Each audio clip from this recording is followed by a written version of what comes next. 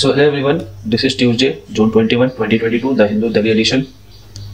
So as usual, we'll be first identifying the most important news followed by a detailed analysis of the same. So before moving forward, let me apologize you for my bad voice today because I'm suffering from a kind of cough and cold.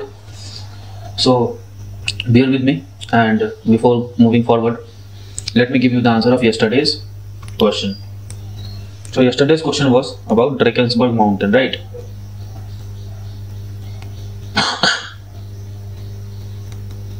Fine. So Drakensberg mountain is in Africa. Okay, this is your Africa, more or less.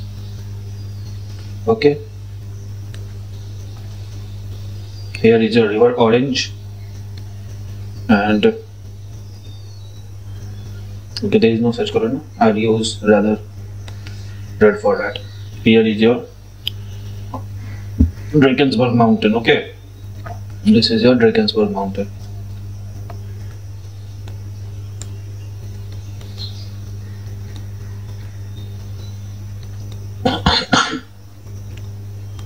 Fine. So this, and if you are a fan of cricket, then you must be knowing that there is a place called Durban.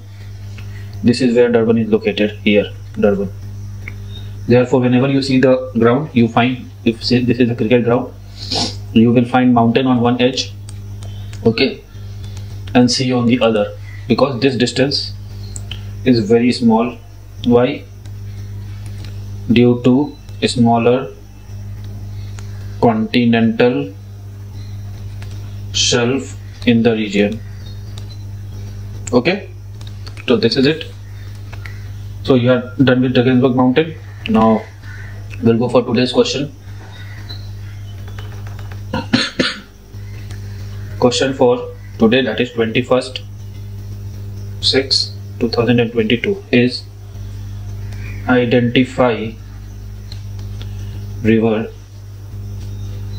Zambezi, Orange,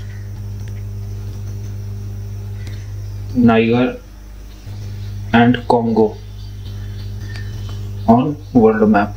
Okay, so I'll tell you the answer tomorrow. Now let's jump to the newspaper. Okay, now 3 arrested in connection with singer Moosewala's murder. Not required, not required. Okay.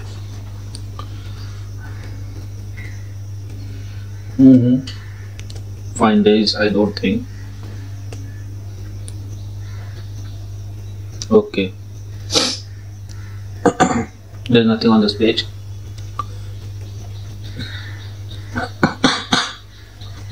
Nothing on this page. Nothing on this page. What is this? Okay. Nothing on this page.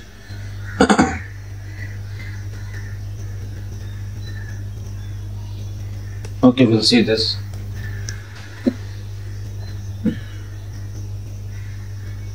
Okay.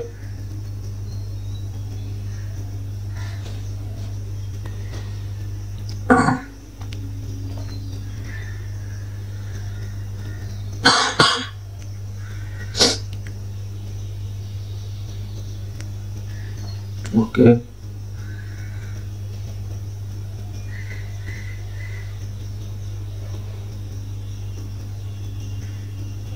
Stay in today's service fair. Cracker Center. No editorial is important today.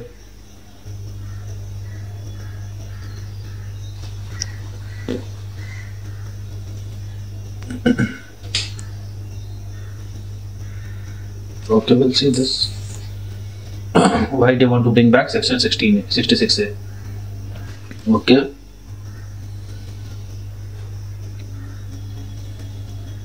El Salvador Bitcoin bet. We'll see the gist.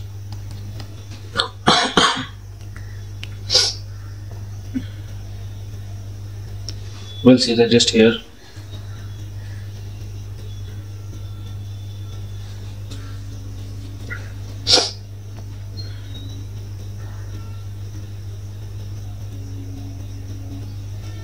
Okay.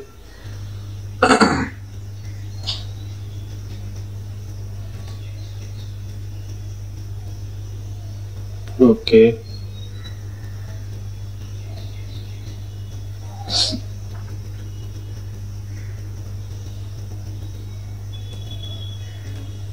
Okay. There's nothing here.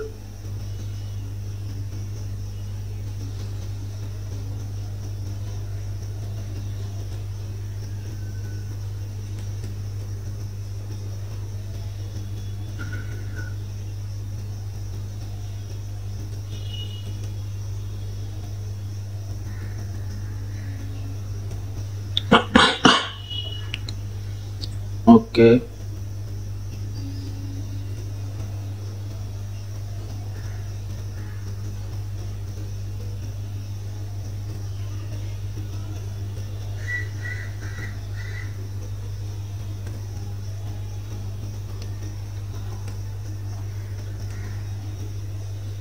Okay, there is nothing here.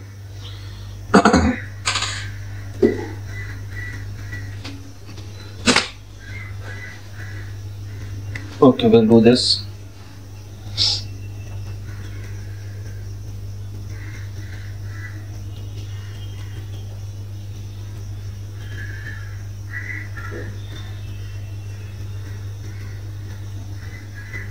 Okay, as usual on sports page,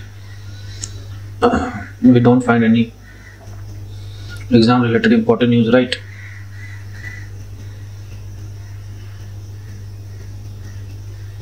Fine, so we have identified the most important news. Now let us go and analyze the same.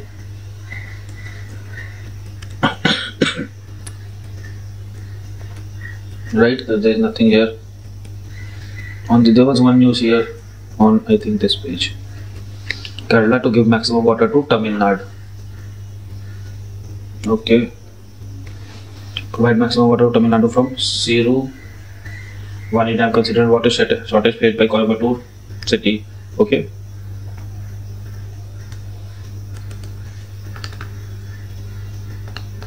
So Mr. Vijayam said on Monday that water level is in Noida increased 45 million litre per day.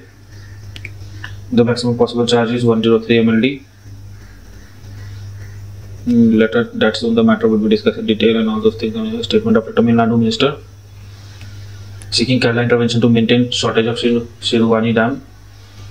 Okay, so one thing important here, Siruvani Dam. Okay, Vani Dam.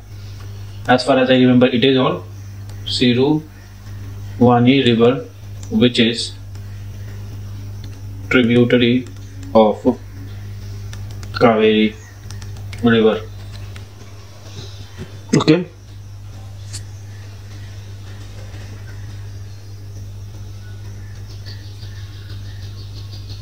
So only one important editorial was there.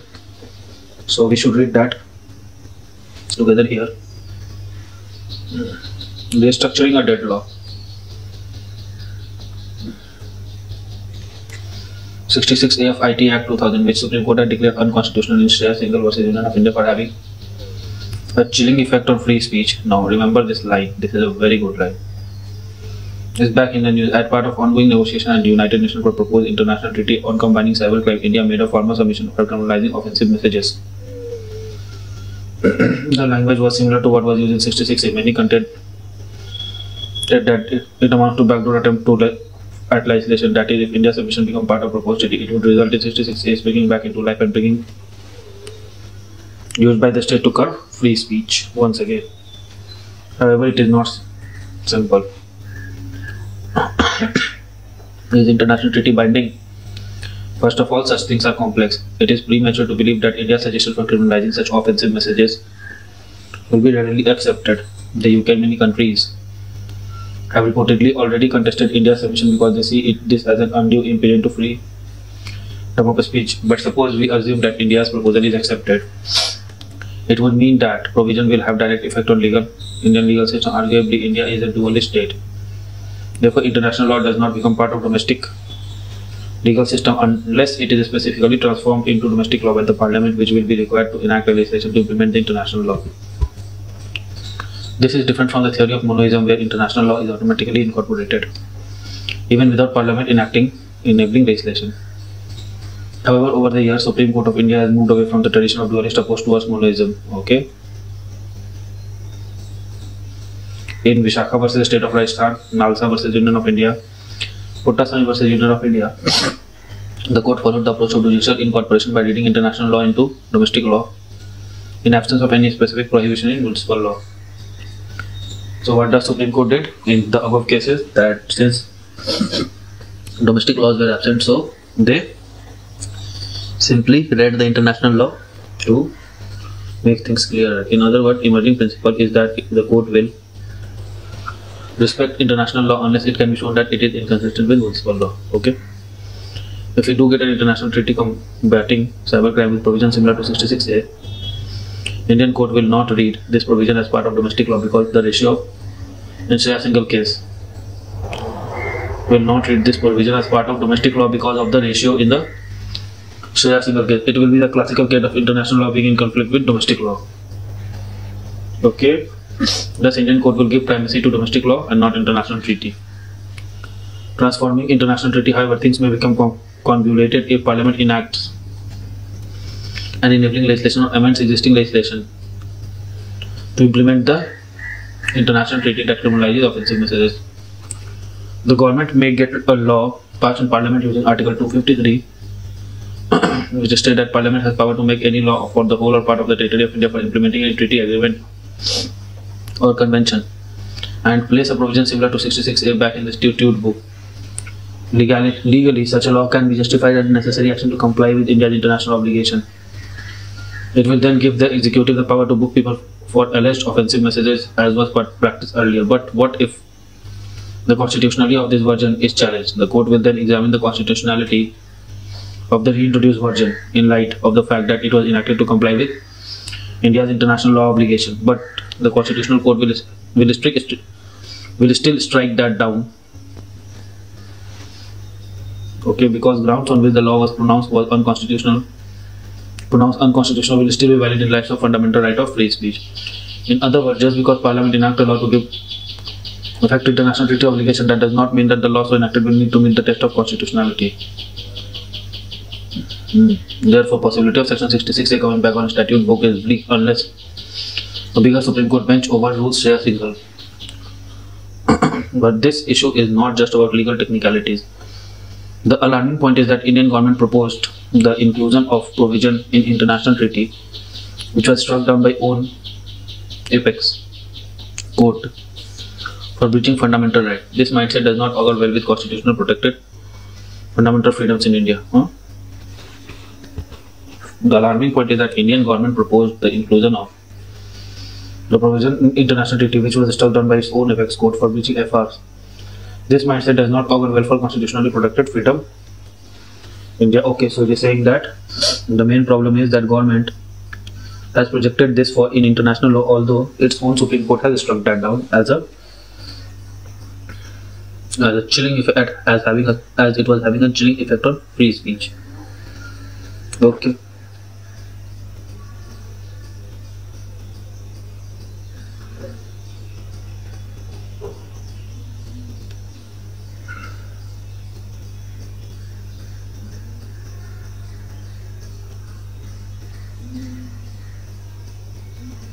Okay, let's see the gist. El Salvador Bitcoin bet, how the adoption of Bitcoin as an official currency worked for Central American country. The crash in price of Bitcoin from around $69,000 in November last year to around $20,000 this week has caused losses to investors. It is said that El Salvador government investment over 100 million in Bitcoin has lost more than half of its value due to crash. Bitcoin offered a chance for El Salvador government to cut down its reliance on US dollar to fund its spending. Okay. However, most citizens of El Salvador has been reluctant to adopt Bitcoin as medium of exchange, but that is money. Okay. Sterlite problem. Sterlite copper of Thoothukudi in Tamil Nadu has become moral issue after police firing on protesters resulted in death of 13 people in May 2018. The Sterlite's product copper is a strategic metal. Important applications are energy, electrical equipment, and electronics. Copper production provides strategic balance and price stability. The shuttering of the Sterlite plant quickly made India a copper exporter and imported. Means this shutting down of the Sterlite plant lead to transfer of India from a net exporter of copper to a net importer of copper. Okay. However, distrust of Sterlite is so much that many people now credit good rains to the shuttering of the plant. The community complains that Sterlite did not employ enough local people and did not give enough contract for local businessmen. Therefore, the corporate group need to act responsibly and take people along with it if it want to conduct its business. Okay.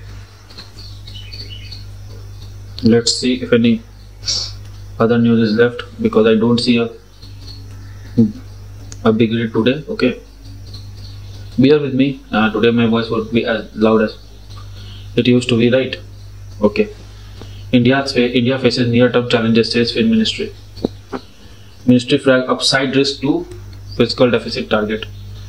Following cut in excise duty on petrol, diesel. Means upside risk means, say the target is 3%. Okay, fiscal deficit, let it be 3% targeted. So upside risk means 3% plus X% for all X greater than 0. Okay, means whatever is expected, India would be, whatever is targeted, India would be getting more than that, like 7%, 8%, like that only. Okay. India is facing near-term challenges managing its fiscal deficit, sustaining economic growth, reining in inflation, and containing the current account deficit, but country is relatively better placed to weather these headwinds compared with other nations. Near-term challenges need to be managed carefully without sacrificing hard-earned macroeconomic stability. Many countries around the world, especially developed countries, face similar challenges. India is relatively better placed because of financial sector stability and its vaccination success. India's medium-term growth prospects remain bright as pent-up capacity expansion in private sector is expected to drive capital formation and employment generation in the rest of the decade. It added, observing that CAPEX budget for 2022-2023 was expected to underpin growth, the ministry said an upside risk to the budgeted level of gross fiscal deficit has emerged following the cuts in excise duty on diesel and petrol. Okay. Must control spending. Rationalizing non-CAPEX has thus become critical. Okay, because CAPEX expenditure is important so that demand gets pick up, and therefore the non-CAPEX expenditure should be rationalized so that maximum fund could be diverted to that side, and not only for protecting growth supportive CAPEX but also avoiding fiscal slippages. Okay. Depreciation risk to rupee, however, still maintains as long as net FPI outflows continue in response to increased policy rates and quantitative tightening in advanced economy as they waged a prolonged battle to calm inflation. Okay, these things are there only. You give it a read, it's very easy.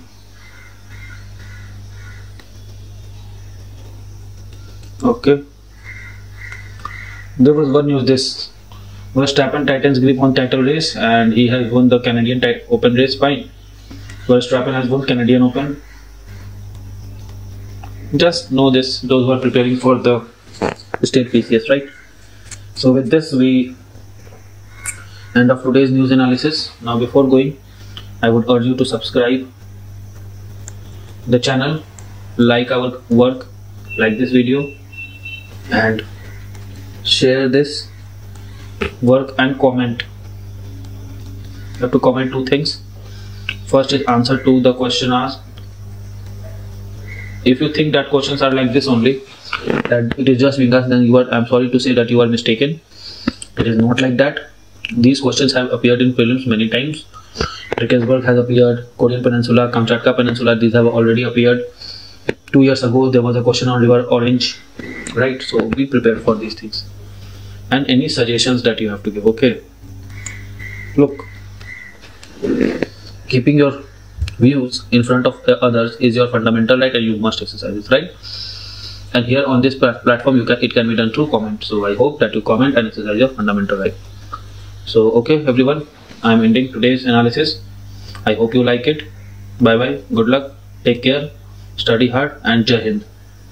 So friends, I really hope that you like this video. If you like this video, give it a thumbs up and don't forget to subscribe our channel and share this video with your friend. Follow us on Telegram as well. Also keep studying hard, keep following your dreams, and keep tuned to our channel. Comment below for any suggestion. Till then, goodbye, good luck, keep studying hard.